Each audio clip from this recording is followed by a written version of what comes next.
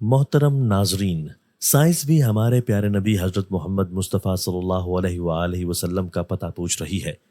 نبی کریم صلی اللہ علیہ وآلہ وسلم نے بیت الخلاء میں تھوکنے سے کیوں منع فرمایا؟ سائنس نے جب اس پر تحقیق کی تو کیا حیران کن انکشاف ہوا، تمام مسلمان لازمی جان لیں۔ میں نے برسوں پہلے انگریزی کی کسی طبی کتاب میں بہترین زندگی کے 40 بہترین اصول پڑھے تھے۔ میں نے وہ صفحات کاپی کر کے اپنے پاس رکھ لیے۔ میں کبھی کبھی یہ صفحات نکال کر پڑھتا رہتا ہوں۔ میں ان اصولوں پر عمل کرنے کی کوشش بھی کرتا ہوں۔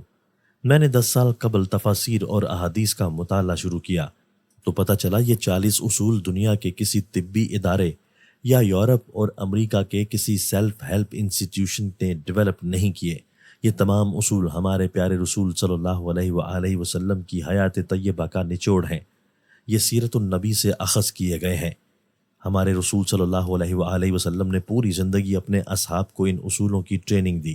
آپ کے صحابہ کرام بہترین زندگی کے ان 40 بہترین اصولوں کی چلتی پھرتی تصویر تھے۔ میں نے اس دن سے ان اصولوں پر عبادت کی طرح عمل شروع کر دیا۔ گو میں ابھی تک ان پر مکمل عمل درآمد نہیں کر سکا، لیکن مجھے یقین ہے اللہ تعالیٰ میری توفیق میں ضرور اضافہ کرے گا اور میں کسی نہ کسی دن آپ کے وضع کردہ ان اصولوں پر عمل میں کامیاب ہو جاؤں گا۔ یہ 40 اصول کیا ہیں؟ آپ وہ اصول اور ان اصولوں کی جدید سائنسی توجیحات ملاحظہ کیجئے۔ مجھ سے اگر تشریح میں کوئی غلطی ہو جائے تو معاف کر دیجیے گا۔ میرے لیے دعا بھی فرمائیے گا۔ آپ صلی اللہ علیہ وآلہ وسلم نے فرمایا، فجر اور اشراق، عصر اور مغرب اور عشاء کے دوران سونے سے باز رہا کرو۔ اس فرمان میں بے شمار طبی حکمتیں پوشیدہ ہیں۔ مثلاً آج میڈیکل سائنس نے ڈسکور کیا کہ کرۂ ارض پر فجر اور اشراق کے دوران آکسیجن کی مقدار سب سے زیادہ ہوتی ہے۔ ہم اگر اس وقت سو جائیں تو ہم اس آکسیجن سے محروم ہو جاتے ہیں اور یوں ہماری طبیعت میں بوجھل بنا جاتا ہے۔ ہم آہستہ آہستہ چڑچڑے اور بیزار ہوتے جاتے ہیں۔ عصر سے مغرب اور مغرب سے عشاء کے درمیان بھی آکسیجن کم سے کم تر ہوتی چلی جاتی ہے۔ ہم اگر اس وقت بھی سو جائیں تو ہمارا جسم آکسیجن کی کمی کا شکار ہو جاتا ہے اور ہم 10 مہلک بیماریوں میں مبتلا ہو جاتے ہیں۔ دمہ بھی ان 10 بیماریوں میں شامل ہے۔ چنانچہ آپ یہ اوقات جاگ کر گزاریں، آپ پوری زندگی صحت مند رہیں گے۔ میرا تجربہ ہے، ہم اگر ان 3 اوقات میں واک کریں تو ہماری طبیعت میں بشاشیت آ جاتی ہے۔ آپ صلی اللہ علیہ وآلہ وسلم نے فرمایا، بدبودار اور گندے لوگوں کے ساتھ نہ بیٹھا کرو۔ یہ حکم بھی حکمت سے خالی نہیں۔ بدبو انسان کو ڈپریس کرتی ہے، جبکہ خوشبو ہماری توانائی میں اضافے کا باعث بنتی ہے۔ انسان اگر روزانہ 10 منٹ بدبودار اور گندے لوگوں میں بیٹھنا شروع کر دے تو یہ 20 دنوں میں ہی ڈپریشن کا شکار ہو جائے گا۔ ہمارے رسول نے ہمیں شاید اس لیے بدبودار لوگوں سے پرہیز کا حکم دیا۔ آپ بھی یہ کر کے دیکھیں، آپ کا مزاج بدل جائے گا۔ آپ صلی اللہ علیہ وآلہ وسلم نے فرمایا، ان لوگوں کے درمیان نہ سوئیں جو سونے سے قبل بری باتیں کرتے ہیں۔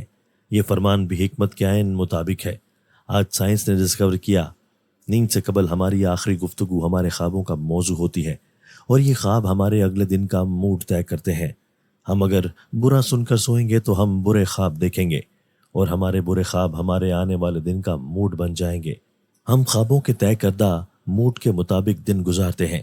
چنانچہ نیند سے قبل ہماری آخری محفل اچھی ہونی چاہیے، ہمارا اگلا دن اچھا گزرے گا۔ فرمایا، تم بائیں ہاتھ سے نہ کھاؤ۔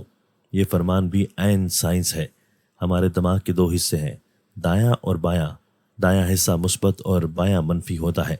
ہم جب اپنے جسم کو دائیں ہاتھ سے فیڈ کرتے ہیں تو ہماری مثبت سوچ مضبوط ہوتی ہے، اور ہم جب اپنے بدن کو بائیں ہاتھ سے کھلاتے ہیں تو ہماری منفی سوچ طاقتور ہوتی چلی جاتی ہے۔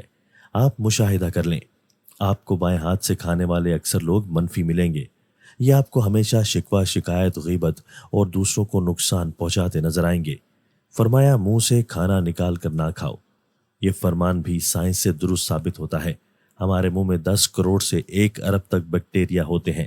یہ بیکٹیریا مہلک جراثیم بن جاتے ہیں۔ یہ جراثیم ہمارے کھانے میں مل جاتے ہیں۔ یہ کھانا معدے میں جاتا ہے تو معدے کے غدود ان جراثیم کو مار دیتے ہیں، یوں یہ ختم ہو جاتے ہیں۔ لیکن جب ہم جراثیم ملے کھانے کو منہ سے نکال لیتے ہیں تو ان جراثیم کو آکسیجن مل جاتی ہے۔ یہ آکسیجن سیکنڈ کے 1000ویں حصے میں ان جراثیم کی تعداد کھربوں تک پہنچا دیتی ہے۔ یہ جراثیم معدے کے غدودوں سے بھی طاقتور ہوتے ہیں۔ ہم جب منہ سے نکلے لقمے دوبارہ منہ میں رکھتے ہیں تو یہ لقمہ معدے میں پہنچ کر زہر بن جاتا ہے۔ اور یہ زہر ہمارے پورے نظام ہضم کو تباہ کر دیتا ہے۔ آپ کو زندگی میں کبھی کوئی ایسا شخص صحت مند نہیں ملے گا جسے منہ سے لقمہ نکال کر کھانے کی عادت ہو، جبکہ آپ کو آواز پیدا کیے بغیر کھانے والے لوگ ہمیشہ صحت مند ملیں گے۔ ہمارے رسول صلی اللہ علیہ وآلہ وسلم نے فرمایا، ہاتھ کے کڑاکے نہ نکالا کرو۔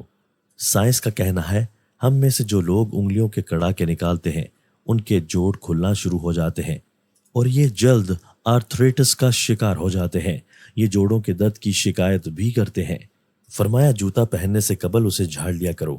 ہماری زندگی کے عام واقعات میں کیڑے مکوڑے، بچھو، چھپکلیاں، چھوٹے سانپ اور بھیڑیں ہمارے جوتوں میں پناہ لیتی ہیں تو ہمارے پاؤں زخمی ہو جاتے ہیں یا پھر ہمیں کیڑے مکوڑے کاٹ لیتے ہیں۔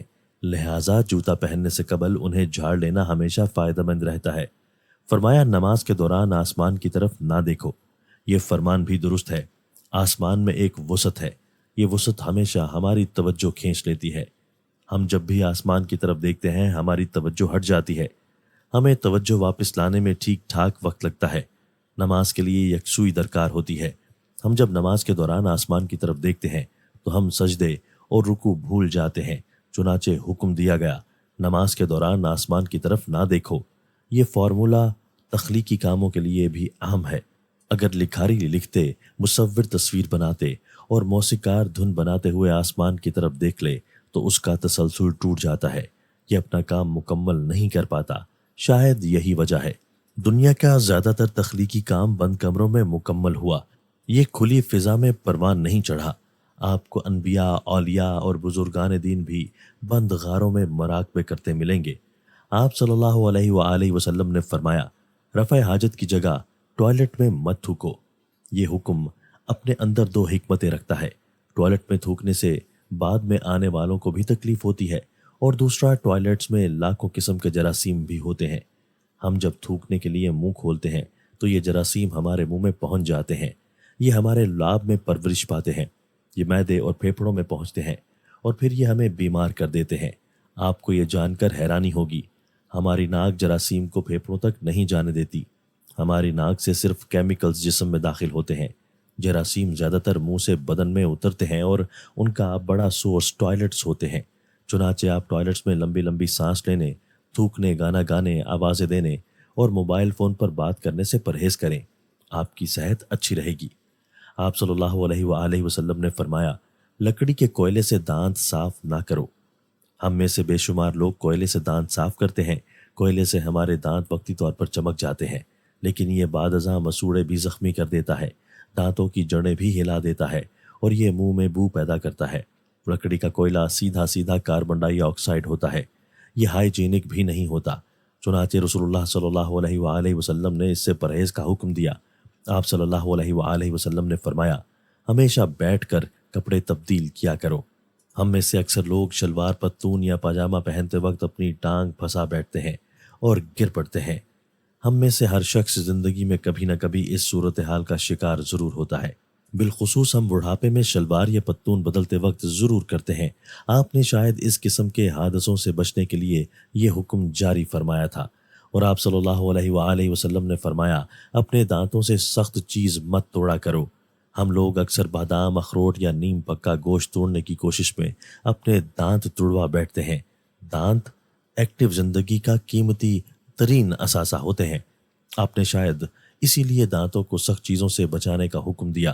محترم ناظرین، یہ ویڈیو بہت محنت سے بنائی گئی ہے، لہٰذا لائک ضرور کریں اور کمنٹس میں ایک بار سبحان اللہ ضرور ٹائپ